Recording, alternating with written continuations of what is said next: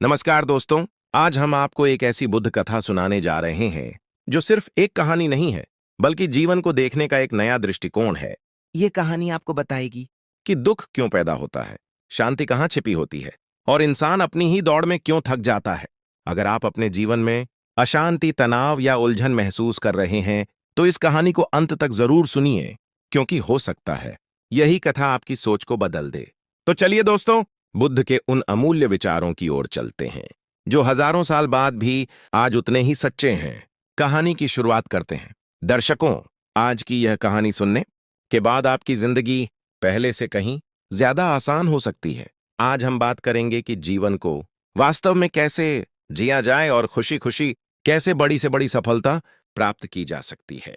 इसके पीछे का एक गहरा रहस्य है जिसे आज मैं आपको एक कहानी के माध्यम से समझाने तो चलिए कहानी की शुरुआत करते हैं। दोस्तों, महात्मा बुद्ध कहते हैं कि शांति कहीं बाहर नहीं है, शांति हमारे भीतर है।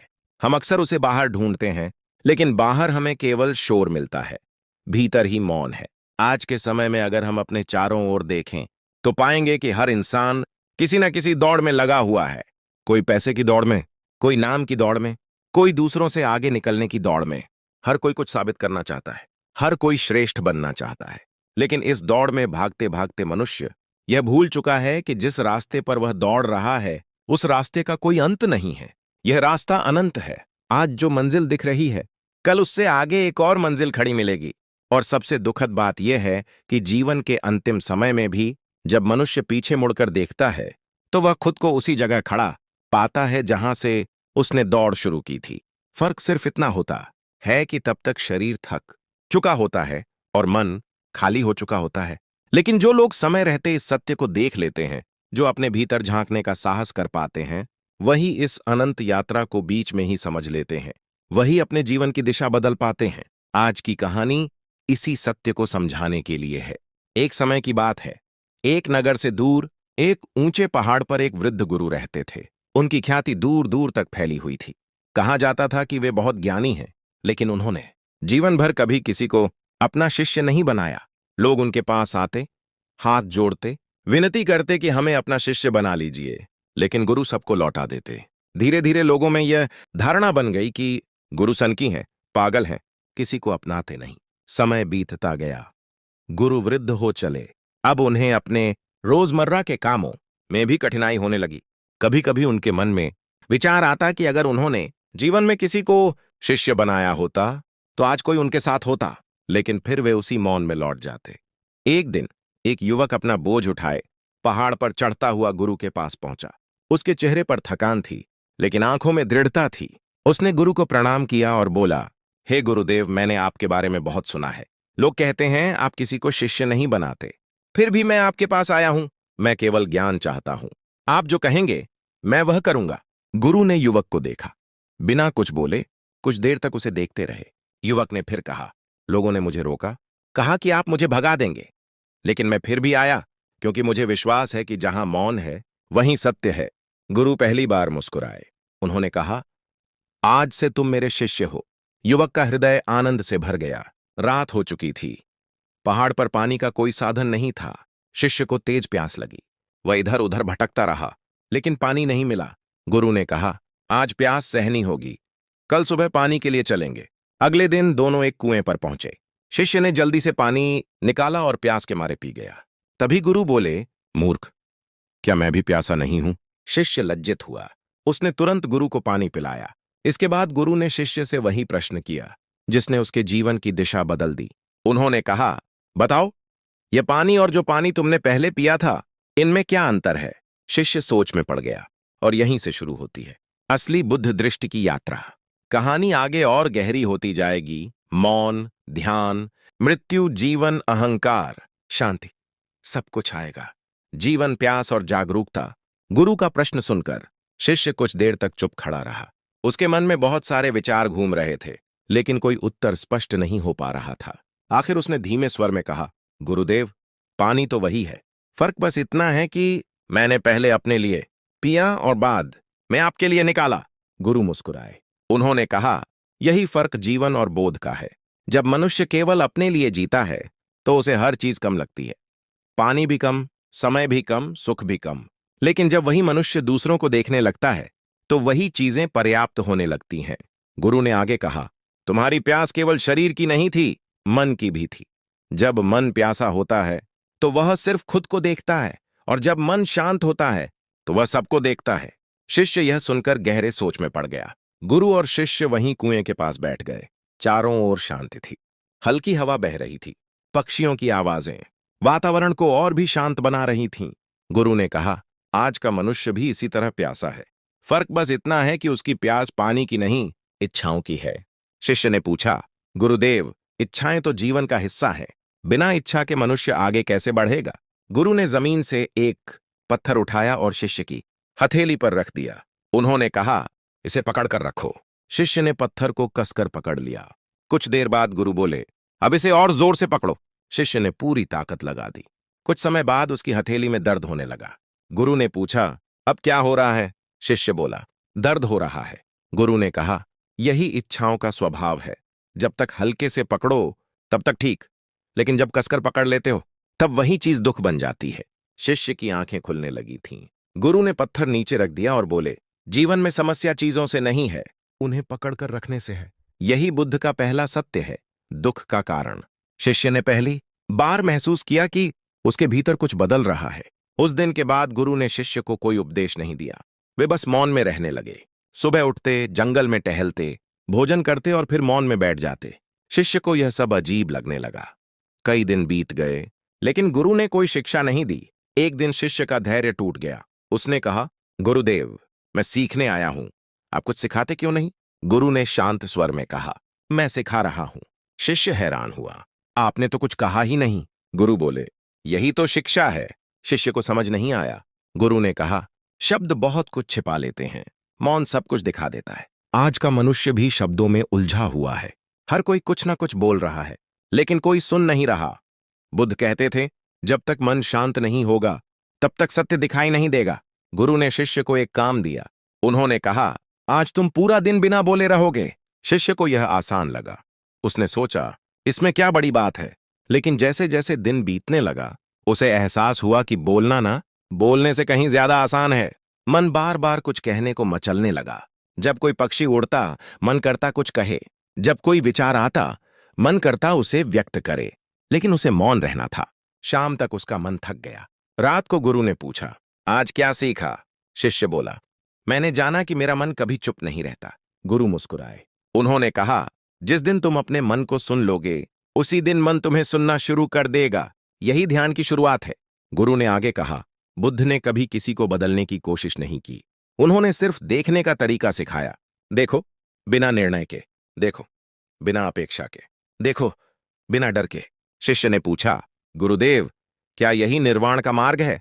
गुरु ने कहा, निर्वाण कोई जगह नहीं है जहां पहुंचना है। निर्वाण वह अवस्था है जहां कुछ पकड़ना नहीं पड़ता। उस रात शिष्य को नींद नहीं आई। उसके भीतर कुछ टूट रहा था, कुछ गिर रहा था। वह पहली बार अपने विचारों को बाहर से देख पा रहा था। उसे समझ आने लगा कि दुख बाहर से नहीं आता, दुख भीतर से पैदा होता है। अगली सुबह गुरु ने कहा, आज हम नगर चलेंगे। नगर में बहुत भीड़ थी। लोग खरीद फरोख्त में लगे थे। कोई चिल्ला रहा था, कोई झगड़ रहा था, कोई हंस रहा था। शिष्य परेशान हो गया। यहां शांति कैसे मिलेगी? गुरु बोले, शांति जगह नहीं बदलने से नहीं मिलती, दृष्टि बदलने से मिलती है। तभी एक व्यक्ति गुरु से टकरा गया और गुस्से में चिल्लाने लगा, लेकिन गुरु शांत खड़े रहे। शिष्य को आश्चर्य हुआ। आपको क्रोध नहीं आया? गुरु ने कहा, जब कोई मुझे कुछ देता है और मैं उसे स्वीकार नहीं करता, तो वह उसी के पास रहता है। यही बुद्ध का मार्ग है, प्रतिक्रिया नहीं, जागरूकता। और शिष्य समझ गया कि असली युद्ध बाहर नहीं, भीतर है। यहीं से उसकी यात्रा सच में शुरू होती है। अहंकार, भय और करुणा। नगर से लौटने के बाद शिष्य के मन में बहुत हलचल थी। भीड़, शोर, क्रोध और फिर भी गुरु का शांत रहना, यह सब उसके लिए नया था। वह समझ नहीं पा रहा था कि कोई व्यक्ति अपमान, गाली और धक्का खाने के बाद भी शांत कैसे रह सकता है। रात को उसने गुरु से पूछा, गुरुदेव, क्या आपको कभी डर नहीं लगता? अगर कोई आपको नुकसान पहुंचा दे तो? गुरु कुछ देर चुप रहे। फिर उन्होंने कहा, डर उसी को लगता है जिसके पास खोने के लिए कुछ होता है। शिष्य हैरान हुआ, क्या आपके पास कुछ भी नहीं है? गुरु मुस्कुराए, मेरे पास जीवन है, लेकिन उस पर अधिकार नहीं है। यही बात बुद्ध ने समझ ली थी। जब तक हम यह मानते हैं कि यह जीवन मेरा है, तब तक डर बना रहता है। और जिस दिन जीवन को एक यात्रा की तरह देख लेते हैं, उस दिन डर अपने आप गिर जाता है। अगले दिन गुरु शिष्य को जंगल के भीतर ले गए। वहां एक घायल हिरण पड़ा था। उसके शरीर से खून बह रहा था। शिष्य डर गया। उसने कहा, गुरुदेव, यह मर जाएगा। गुरु हिरण के पास बैठे। उन्होंने उसके सिर पर हाथ रखा। कुछ देर बाद हिरण शांत हो गया। उसकी सांसें धीरे धीरे स्थिर होने लगीं।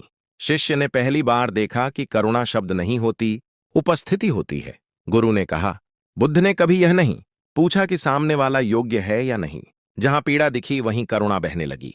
शिष्य ने पूछा, लेकिन लोग तो बहुत क्रूर हैं। अगर हम सब पर करुणा करेंगे तो हमें चोट लगेगी। गुरु ने कहा, करुणा कमजोरी नहीं है, कमजोरी अहंकार है। शिष्य को यह बात चुभ गई। उसने पूछा, अहंकार क्या है? गुरु ने जमीन पर एक रेखा खींची और कहा, यह मैं हूं और यह बाकी दुनिया। फिर उन्होंने रेखा मिटा दी और बोले, बुद्ध ने यही रेखा मिटा दी थी। जब तक मैं और तुम अलग हैं, तब तक संघर्ष है, और जब यह अलगाव मिट जाता है, तब शांति प्रकट होती है। शिष्य को अपने जीवन की सारी लड़ाइयां याद आने लगीं। हर लड़ाई में वह खुद को सही साबित करना चाहता था। हर झगड़े में उसका उद्देश्य जीतना था। गुरु ने जैसे उसके मन को पढ़ लिया। उन्होंने कहा, जो जीतना चाहता है वह पहले ही हार चुका होता है। शिष्य चौंक गया। ये कैसे?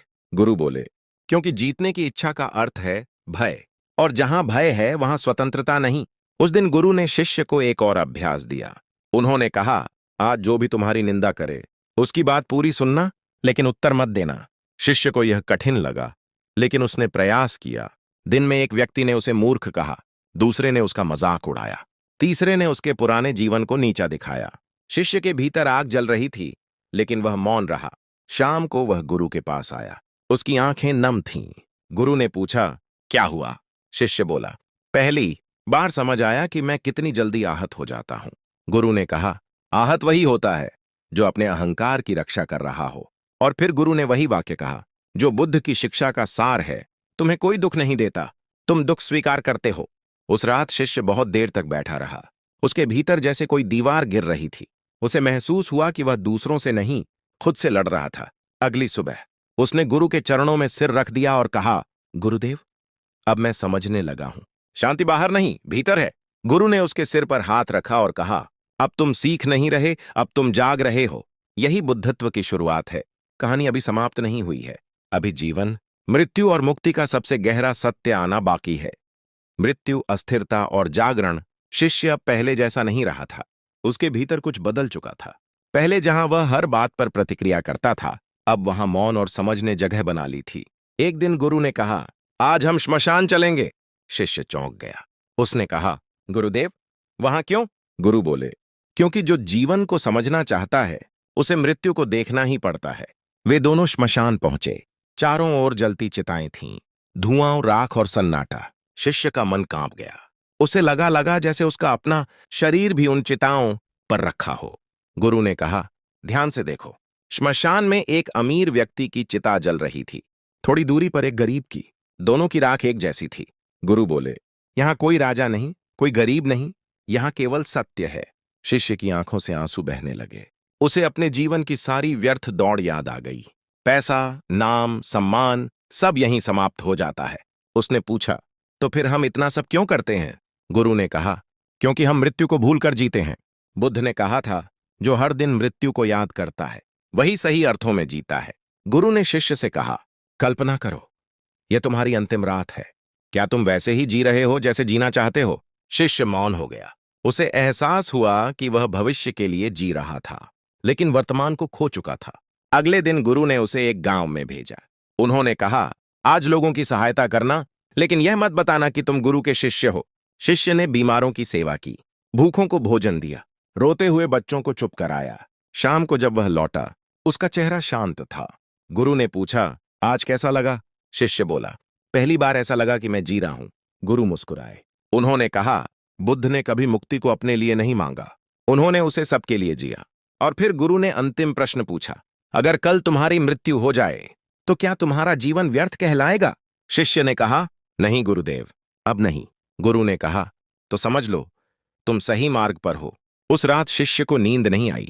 उसने देखा कि सब कुछ बदल रहा है, शरीर, विचार, भावनाएं, लेकिन जो देख रहा है वह नहीं बदल रहा।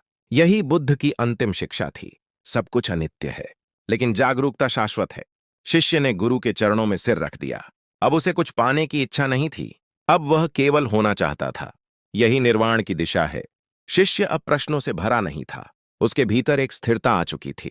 पहले वह गुरु से उत्तर मांगता था, अब वह स्वयं उत्तर बनने लगा था। एक सुबह गुरु ने उसे बुलाया और कहा, आज हमारा अंतिम संवाद होगा। शिष्य ने प्रणाम किया। उसकी आंखों में डर नहीं था, केवल कृतज्ञता थी। गुरु बोले, लोग समझते हैं कि निर्वाण कोई स्थान है, कोई स्वर्ग है, लेकिन बुद्ध ने कहा, निर्वाण किसी जगह पहुंचना नहीं, निर्वाण है रुक जाना उस दौड़ से जो मनुष्य को थका देती है। शिष्य ने पूछा, तो क्या अब कुछ भी करने की आवश्यकता नहीं? गुरु मुस्कुराए। उन्होंने कहा, जब इच्छा समाप्त होती है तब कर्म शुद्ध हो जाता है। बुद्ध ने कभी जीवन छोड़ा नहीं, उन्होंने केवल आसक्ति छोड़ी। गुरु शिष्य को नदी के किनारे ले गए। नदी शांत बह रही थी। गुरु ने कहा, नदी को देखो, वह कहीं पहुंचने की जल्दी में नहीं है, फिर भी वह सागर तक पहुंच जाती है। यही जीवन है, जो सहज है वही सत्य है। शिष्य ने गहरी सांस ली। उसे पहली बार लगा कि उसके भीतर कुछ भी अधूरा नहीं है। गुरु ने अंतिम शिक्षा दी, दुख का कारण संसार नहीं है, दुख का कारण हमारी पकड़ है। जहां पकड़ छूट जाती है वहां करुणा बहने लगती है। शिष्य की आंखों से आंसू बह निकले। ये आंसू दुख के नहीं थे, ये मुक्ति के थे। गुरु बोले, अब तुम मेरे शिष्य नहीं रहे, अब तुम स्वयं पथ हो। यही बुद्ध का मार्ग है, कोई अनुयायी नहीं, केवल जागृत मनुष्य। कुछ समय बाद गुरु मौन में चले गए। शिष्य ने उन्हें ढूंढा नहीं, क्योंकि अब वह जान चुका था, सत्य कहीं जाता नहीं। वह अपने जीवन में लौट आया। भीड़ में रहा, लेकिन भीड़ से बंधा नहीं। काम किया, लेकिन पहचान नहीं बनाई। प्रेम किया, लेकिन अधिकार नहीं रखा। और जहां भी गया, उसकी उपस्थिति ही शांति बन गई। यही बुद्धत्व है। आखिरी संदेश वीडियो के अंत में बोलें। दोस्तों, अगर यह पूरी बुद्ध कथा आपके दिल को छू गई हो, तो वीडियो को लाइक जरूर करें, चैनल को सब्सक्राइब करें और कमेंट करना बिल्कुल ना भूलें। कमेंट में लिखें, बुद्धम शरणम गच्छामि। आपका एक लाइक किसी और के जीवन में शांति ला सकता है। धन्यवाद। फिर मिलेंगे एक नई कथा के साथ। तब तक के लिए शांत रहें, जागरूक रहें